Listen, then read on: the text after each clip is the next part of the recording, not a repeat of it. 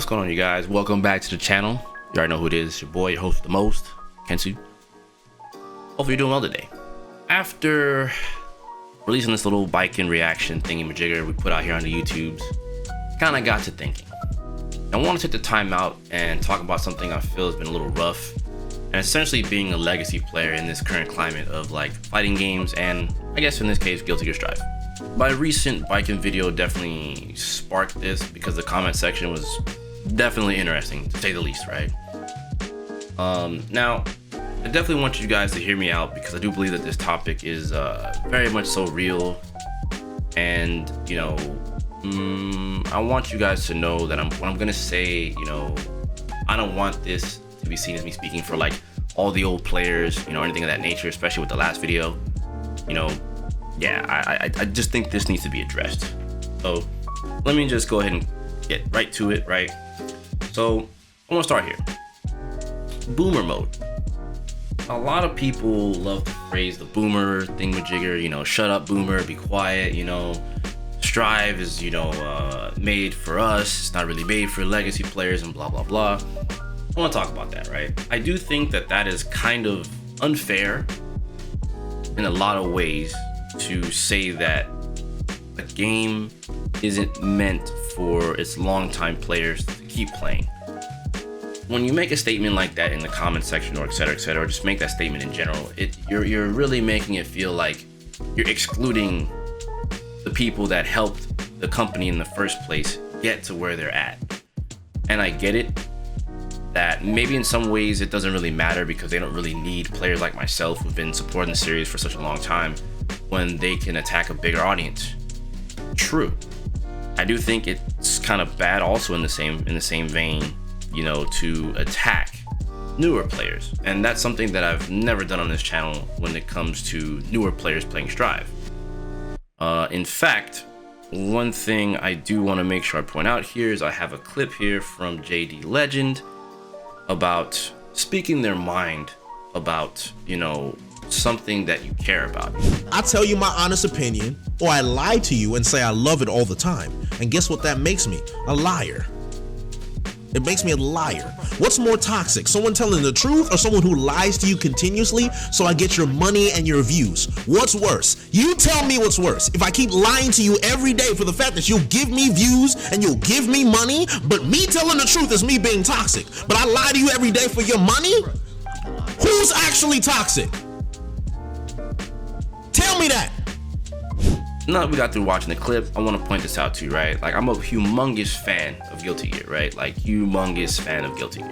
Like, competitively for a very, very long time, done my fair share of learning, taking my licks, wins, losses, top 8s, top 16s, top 48s, 0-2s. Like, I've seen it all with this game from a competitive player standpoint, right? But I want you guys to understand that it really sucks to alienate old and new players, you know?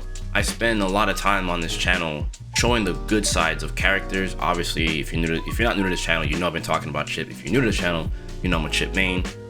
I put a lot of things out there about why he's good and stuff like that, and I want people to know that. I don't want people to feel like there's despair with the character when he has a kit that actually works in the game, right? So let me unpack more of this boomer mode stuff, right? So sometimes, as I mentioned already, you know, when you're like a long-time player, you know, and it's met with that shut up boomer energy, it's like, it sucks, right? And again, like I said, it sucks when, you know, I've been spending time here trying to help my audience here on this channel and even my Twitch, right? And even people who DM me and ask me questions, et cetera, et cetera. Just, you know, it's kind of how it is, right? For me. You have to understand, again, a lot of legacy players like myself have spent like an immense amount of hours on this game, you know, competitively, casually, the whole nine, right? You know, and been here longer than Strive, right? With Guilty Gear. You know, and in my case, I've been here since like the PS1 game. You know, I bought it when it first came out when I was younger, and it's like I've been with it ever since, you know, and I wasn't a competitive player then either. You know, I was a super hard-body casual. I loved fighting games, and Guilty Gear was the one that really, really stood out to me despite playing Marvel, Street Fighter, you know, Mortal Kombat, Killer Instinct, all those fighting games that were already out at that time, you know. So, but I stuck with it from start till now, You know, I've accepted every single version of the game. Whenever Chip was bad, I still kept playing Chip.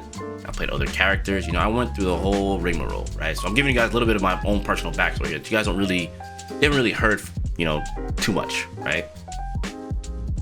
So when I'm met with this kind of energy, this okay boomer or shut up boomer, you know, energy, it feels like it undermines my personal experiences with the games. You know, it like undermines me sharing my favorite fighting game with other people. You know, be it good or bad, things to say or what have you. You know, it really undermines that, right? And it really sucks. You know, with the boomer mode stuff, it's like, you know, so when I look at Baiken in this case, right? And we can even use not just Baiken, but just some of the legacy characters as a whole, right? When we get into the strategies of the legacy characters and we talk about things like myself, right? It's mostly from experience. It's mostly seeing how things were before and seeing how it kind of meshes in now, right? And what this entails is, you know, these kits are from pre-existing characters, right? Like I said, from experience. This doesn't always translate out to us longtime players not liking the new strategies. It's us trying to figure out how to utilize the characters from what we already know. You know, because again, these kits have lasted for, you know, a long time. These kits are not new. You know, it may be new in the sense that maybe they shrunk it, or maybe they changed some move here, maybe some move properties got changed. So it's kind of like, it's just, I'm used to this character. Now, what do I do in this game? You know, it's not, well, at least for me, it's not screw this game because my character doesn't play like this anymore. I'm just going to point this out here. I spend every version of this series playing Chip and adapting to how he works in every single version of the game. X doesn't play like XX. XX to reload, to slash, to AC, to even plus R.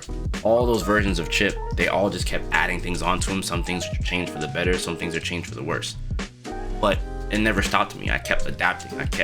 Whatever was new, my goal was to get good with it and try to use it to the best of my ability to play the best Chip that I could possibly play. You know? And it's no different from Xrd. I had to break muscle memory from XX to Xrd to play him in that game. Change old strategies to make them new strategies. And this is no different than Strive, right? I have to dead everything I know in Xrd, and maybe not to the fullest extent, but I can pull from Xrd, I can pull from XX, all 4 versions of this to all 3 or so versions of Xrd. What can I pull from here to put into Strive? This can go here, this can go there. So you see, someone like me, like I'm piecing together the parts of the puzzle. So I'm not necessarily lost. It's not a shot in the dark for me. I know what to do. You know, I lost these jump cancels, but I have this now. Okay, let's strategize around this. You see what I'm saying? So for someone like myself, that's what I tend to do. And this isn't exclusive to GG. This is just many games that have sequels or, you know, a brand new version or a new iteration of the game. Not just an update, but a complete iteration, right? Complete iteration upgrade, right? So a lot of players like myself, we spend a lot of time mastering the game to try to come up with these strategies, you know, and, you know, you just want a deeper understanding, right? I guess you can say players like myself end up having an edge in a game like Strive because I've played previous versions, so I kind of already have a semblance of what to do, despite it being a new game.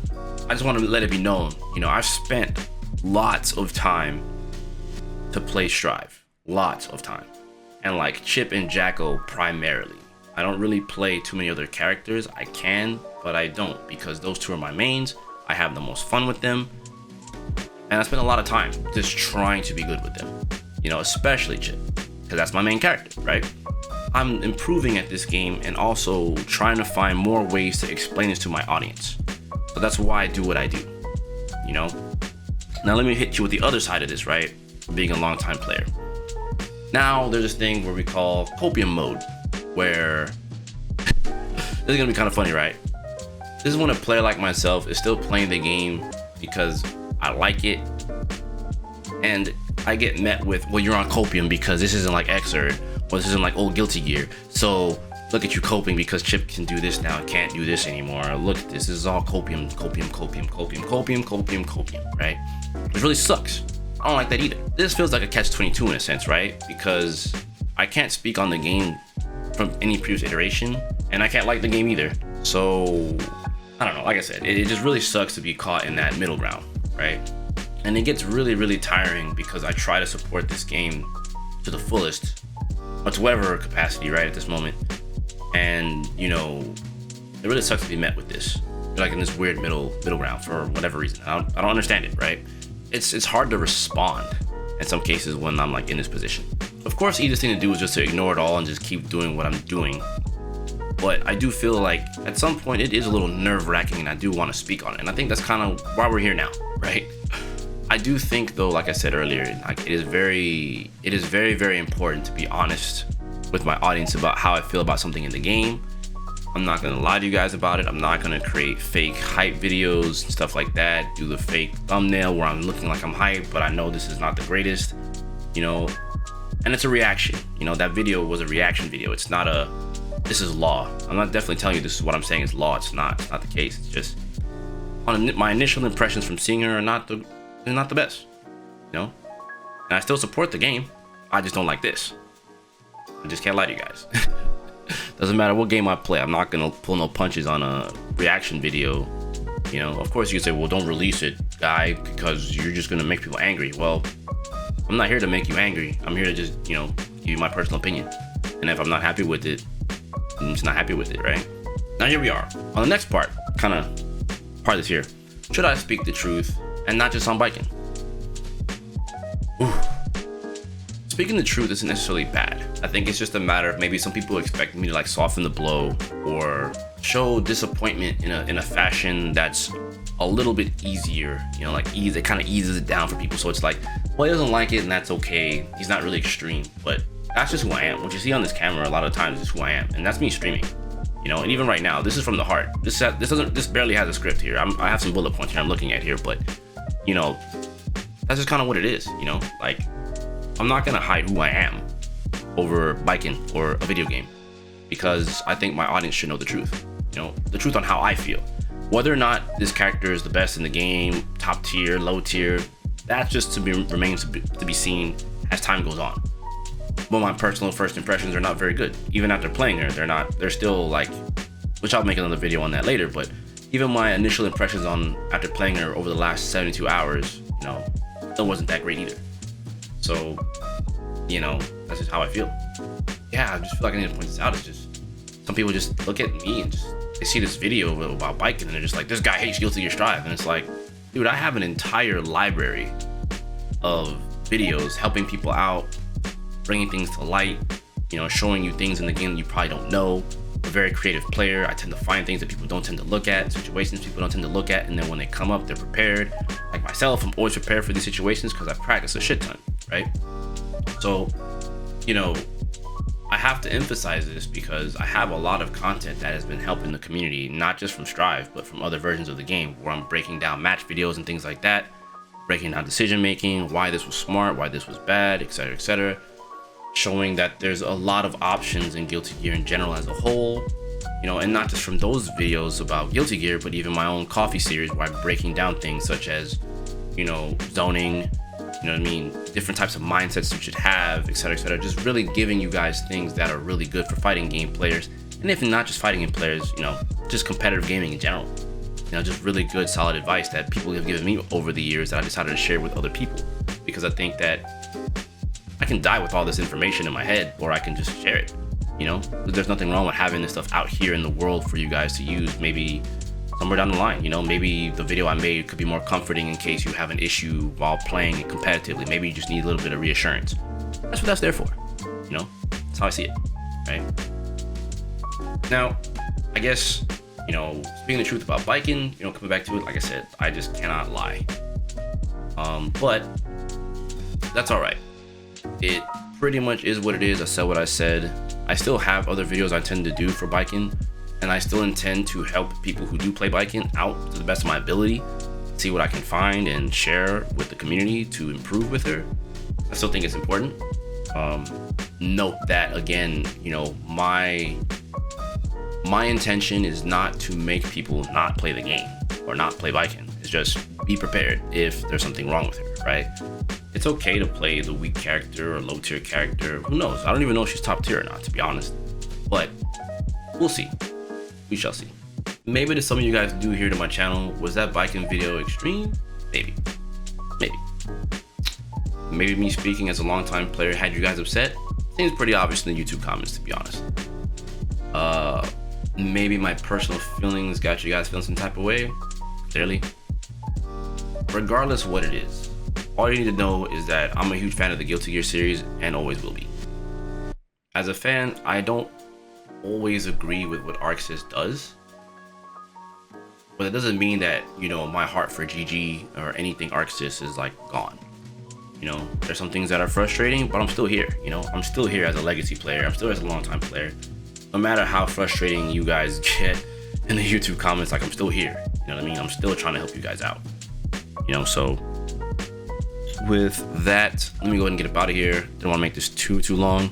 I know I can get kind of wordy. Let me get up out of here, and I will catch you guys in the next video. Keep playing Guilty Gear. You know what time it is. Don't be lame. Go play some Guilty Gear. I don't care if you play Bike and Drive. Just go play the game and go enjoy yourselves. Take care. Peace.